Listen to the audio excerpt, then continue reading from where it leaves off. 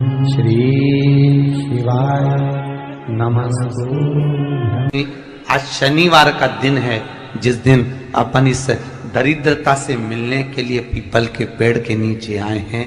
हिंदू धर्म में ये दिन पीपल के वृक्ष के लिए पूजनीय होगा। जो भी शनिवार के दिन पीपल के वृक्ष की पूजन करेगा, दूध चढ़ाएगा या मिष्ठान का भोग लगाएगा, लक्ष्मी और नारायण उसके घर में प्रवेश कर जाएगा। लक्ष्मी और नारायण उसके घर में प्रवेश करेगा। पुराण की कथा कह रही है कि दुनिया के सारे तीर्थ नहीं जा सकते, पृथ्वी की सारी नदियों में स्नान नहीं कर सकते, पवित्र नदियों में आप स्नान नहीं कर सकते, या किसी भी तीर्थ में जाकर एक रात्रि भी विश्राम नहीं कर सकते, या हमने जिंदगी में कोई दान करा ना करा, कोई पुण्य करा ना करा, कोई सत्कर्म करा ना करा, कोई शास्त्र पढ़ा ना पढ़ा, कोई शास्त्र सुना ना सुना, उसके बाद भी शिव महापुराण की कथा कहती है कि एक दिन में अगर मात्र एक बार भी आप शंकर के शिवालय में प्रवेश कर गए या मंदिर में प्रवेश कर गए तो सारे तीर्थ, सारी नदियां, सारे सरोवर, सारी बावड़ी, सारे तालाब, सारे कुंड के स्नान का पुण्य, दान का पुण्य प्राप्त हो जाता है, केवल शिव तत्व को प्राप्त कर लेने। शिव महापुराण की कथा कह रही है कि घर में जो दिया होता है वो दीपक भी कोई साधारण नहीं होता, उस दीपक की भी महत्वता है, उस दीपक का भी वर्णन है। महाराज एक बात और बहुत अच्छे से सुनिएगा, शायद आपकी जिंदगी को सवार हो, शायद आपके जीवन को सवार हो। मेरी जीजियों, मेरे जीजाओं, मेरी बेटियों, बेटाओं, कभी मौका लगे, शंकर भगवान के शिवलिंग के पास में आप बैठे हैं। यहां तक शास्त्र कहता है कि घर में अगर किसी को बहुत तेज बुखार आ गया है, बहुत तेज बुखार, और बच्चा उस बुखार में तप रहा है, बहुत तप रहा है, महाराज तुम जिस दिए में भगवान की आरती उतारते हो, जिस दिए से तुम भगवान की पूजन करते हो, कभी मौका लगे और आप पूजन करने के लिए गए,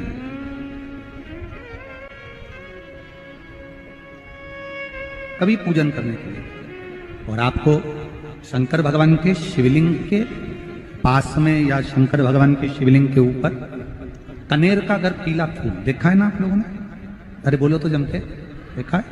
कनेर का यदि पीला फूल शिवलिंग के आसपास में या शंकर भगवान के ऊपर कहीं रखा हुआ भी दिख जाए, विषम परिस्थिति हो, बहुत हिम्मत ना हारते हो, तभी भगवान अकेले में एकांत में आप पहुंचे उनके पूजन के लिए, कनेर का पुष्प वहां रखा है, चाहे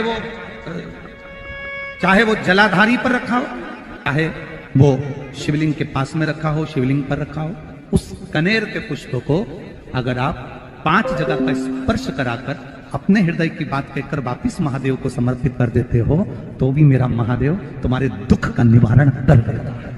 अब वो 5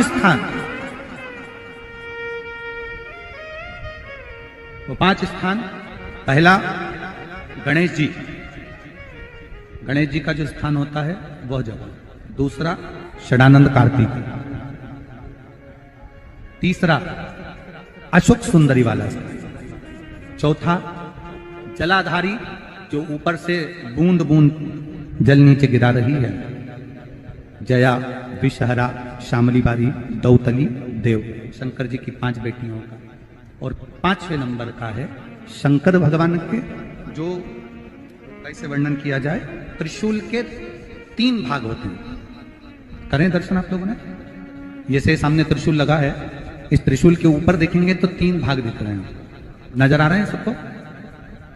त्रिशूल का जो 3 भाग होता है, उस 3 भाग का जहां ज्वाइंट होता है, जहां मिलता है, एक जगह पर देखो तीनों भाग एक जगह पर मिले हुए, 3 भाग का जहां मिलन होता है, पंचम स्थान, ये 5वां स्थान, यहां पर स्पर्श कराकर शिवलिंग पर अपनी कामना कर श्री शिवाय नमस्तुभ्यम कहकर बाबा से अपने मन की बात कहकर जो समर्पित कर देता है, हम 3 महीना भी नहीं कहेंगे, हम तो कहेंगे अगर ज्यादा दुख है 3 दिन इंतजार करना, मेरा बाबा उस दुख को मिटाएगा। 3 महीना बहुत दूर, पर करना है दिल से। और कई तरह के दीपक होते हैं, और दीपक का भी विधान वर्णन किया गया, उस दिए का भी वर्णन किया गया। यहां तक शास्त्र कहता है कि घर में अगर किसी को बहुत तेज बुखार आ गया है, बहुत तेज बुखार, और बच्चा उस बुखार में तप रहा है, बहुत तप रहा है, मारा, तुम जिस दिए में भगवान की आरती उतारते हो, जिस दिए से तुम भगवान की पूजन करते हो, उस दिए की बत्ती को नीचे डाल दीजिए और उस दिए को पानी की बाल्टी में धो दीजिए। कौन सी बाल्टी में? जिस बाल्टी के पानी से आप बच्चे को स्नान करा सको। मारा, केवल भगवान पर से ले जाकर, पास में से ले जाकर उस बाल्टी में थोड़ी देर डाल दो और उस बाल्टी के पानी से उस बच्चे को स्नान करा दीजिए। 15 से 20 मिनट, आधा घंटा लगेगा बच्चे का। बड़ी बेचैन दिख रही हो तुम, क्या बात है? पार्वती जी कहती है, देवव्रत, कश्मीर प्रदेश का एक भक्त देवव्रत बेलपत्री के वृक्ष के नीचे बैठकर आपका मंत्र जाप कर रहा।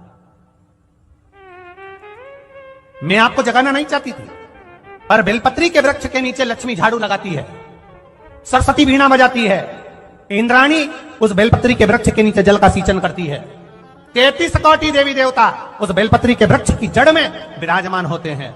इसलिए देवव्रत एक बार पंचाक्षर मंत्र बोलता है तो वो 33 करोड़ बार गिना जाता है, ऐसा बेलपत्री का वृक्ष होता है। बेलपत्री के वृक्ष के नीचे एक बार अगर भगवान का नाम लिया जाता है तो वो 33 करोड़ बार, 33 कोटि बार गिना जाता है। एक मंत्र केवल नमः शिवाय, ओम नमः शिवाय, नमः शिवाय, ओम नमः शिवाय, 33 कोटि बार गिना है, 33 कोटि। इतना सुंदर लिखा है। फिर वही वाली बात आ गई जो पहले कथा में कहा, अपने लिए अच्छा वाला घी छाट के लाना, अच्छी कंपनी का लाना, और जब यज्ञ करने बैठे, पूजन करने बैठे, हवन करने बैठे, भगवान का कोई पाठ पूजन करवाई, पूजा वाले दुकान पे बोलना कि पूजा का घी चाहिए। तो वो पूजा का सामान बेचने वाला भी चतुर था, उसने पूजा का ही घी दिया। तो इन्हें पूछा, भैया ये घी कितने का? तो क्या 80 रुपए का? तो 80 रुपए का आधा किलो? तो क्या पूजा का है? भारत की भूमि पर इस मृत्यु लोक में, पूरे विश्व में ऐसे कई घर हैं जिनके घर में गुजारा करने के भी आफत है। पहनने के कपड़े नहीं, किसी के यहां पर भोजन नहीं, किसी के यहां जमीन नहीं, किसी के यहां दुकान नहीं, कोई पूरी जिंदगी किराए के मकान में निकाल देता है। नहीं, मेरा एक निवेदन है, इस कथा को जितने छत्रपति संभाजी नगर के श्रोता भाई बहन श्रवण कर रहे हैं उनसे निवेदन करूंगा, आप हाथ का ठेला लगा रहे हो, सब्जी का ठेला लगा रहे हो, फल का ठेला लगा रहे हो, धक्के की जिंदगी जी रहे हो, दरवाजे पर बैठे हो, कहीं ना कहीं तुम दास्य भाव की जिंदगी जी रहे हो, तकलीफ में जिंदगी जी रहे हो, बहुत दुख की जिंदगी जी रहे हो, बहुत कष्ट की जिंदगी जी रहे हो, उनसे केवल निवेदन करूंगा, 3 महीने 2 जगह पर जल चढ़ाना प्रारंभ कर दीजिए, केवल 3 महीने। एक शंकर भगवान के शिवलिंग पर, दूसरा बेलपत्री के पेड़ के नीचे, 2 जगह पर जल चढ़ाना 3 महीने लगातार चालू कर दो, बाबा तुम्हारा हाथ पकड़कर तुम्हें उन्नति की सीढ़ी पर चढ़ा देगा। हमें कोई चमत्कार करना नहीं आता, और ना हम कोई तंत्र विद्या या मंत्र विद्या जानते हैं, ना हमारे पास में बेल है, ना हमारे पास में भभूति है, हमारे पास में तो केवल शिव का नाम है। आप श्री शिवाय नमस्तुभ्यम बोलो, ओम नमः शिवाय बोलो, नमः शिवाय बोलो, चाहे महामृत्युंजय मंत्र बोलो, उसका स्मरण करते करते भगवान शंकर के शिवलिंग पर जल, और उसी पात्र में जो जल तुमने शंकर जी को चढ़ाया है उसमें से बचा हुआ थोड़ा सा जल बेलपत्री के पेड़ के नीचे चढ़ाना प्रारंभ कर दो। अलग से बेलपत्री के पेड़ के नीचे चढ़ाने के लिए अलग से लोटा भर के जल जरूरत नहीं पड़ेगी। जो तुमने शिव जी को जल चढ़ाया, जो तुमने देवाधिदेव महादेव को जल चढ़ाया, बस उसी पात्र का जल शंकर जी को चढ़ाओ, उसमें से बचा हुआ थोड़ा सा जल बेलपत्री के वृक्ष के नीचे चढ़ाना प्रारंभ करना। कौन सा बेलपत्री का वृक्ष? जिसकी छाया आपके ऊपर आ रही हो। शिव महापुराण बड़ी सुंदर बात कहता है, ध्यान दीजिएगा। जिस बेलपत्री का पौधा तुम्हारे सिर का, और ये दोनों हाथ ऊपर कर लो, अपन खड़े हुए और खड़े होकर दोनों हाथ ऊपर करे, इतना बड़ा बेलपत्री का पौधा है, उस बेलपत्री के पौधे की पत्ती को कभी तोड़कर शंकर जी को नहीं चढ़ाना चाहिए। ध्यान रखना, कितना बड़ा पौधा। आप खड़े हो जाओ और खड़े होने के बाद आपका हाथ ऊंचा कर लेना। इतना बड़ा पौधा है, उस पौधे की पत्ती बेलपत्री को तोड़कर शंकर भगवान को कभी नहीं चढ़ाना। शंकर भगवान को उस बेलपत्री को, उस वृक्ष की पत्ती को तोड़ना चाहिए जो वृक्ष तुम्हारे हाथ से थोड़ा सा ऊंचा हो, जिसके लिए तुम्हें हाथ और ऊंचा करना पड़ रहा हो। जैसे एक बच्चा अपनी मां की गोद में बैठने के लिए दोनों हाथों से उचकता है, आवाज लगाता है, उचकता है, आवाज लगाता है, हाथ ऊपर करता है, तो मां उस बच्चे को गोदी में ले लेती है। उसी तरह उस बेलपत्री के वृक्ष की पत्ती तोड़ना चाहिए जिसने थोड़ी उन्नति कर ली हो, जो थोड़ा ऊंचा हो गया हो। तुम उसको पाने का प्रयास करो तो भगवान भी तुम्हें अपनी गोदी में ले ले। ऐसे वृक्ष की पत्ती तोड़। अब तुम छोटा सा पौधा, बिल्कुल जरा सा पौधा, उसी की पत्ती तोड़कर महादेव को चढ़ाओगे, ये श्रेष्ठता नहीं। यदि बेलपत्री का पेड़ आपके यहाँ है और मान लो कई लोग बेलपत्री गमले में लगाते हैं या छत के ऊपर लगा देते हैं, बेलपत्री का वृक्ष जो होना चाहिए वो घर के ठीक पीछे के भाग में, पीछे के, या बेलपत्री का वृक्ष अगर पीछे नहीं है तो आप अपने घर से जब बाहर निकलते हैं तो राइट हैंड की ओर बेलपत्री का वृक्ष होना चाहिए। आप जब घर से प्रवेश कर रहे हैं, बाहर की ओर निकल, वो सुख का अनुभव करें। यदि घर से निकलते समय बेलपत्री का पेड़ लेफ्ट में अगर आता है, आप जिस घर से निकल रहे हो लेफ्ट में अगर बेलपत्री का पेड़ आता है तो आप 1 रुपए कमाएंगे, 1.25 रुपए खर्च होगा, पैसा हाथ में टिकेगा नहीं। घर में 10 लोग भी कमा रहे हैं तो पैसा घर में दिखेगा नहीं, आएगा जरूर, सारे काम होंगे पर टिकेगा नहीं। यदि लेफ्ट में,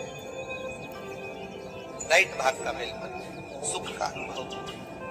बेलपत्री का वृक्ष घर में लगाओ तो घर के पीछे के हिस्से में लगाना चाहिए, और ऐसी जगह नहीं लगाना कि जहां पर बेलपत्र में गंदा पानी जाए या कोई गंदी वस्तु उसके नीचे पड़े।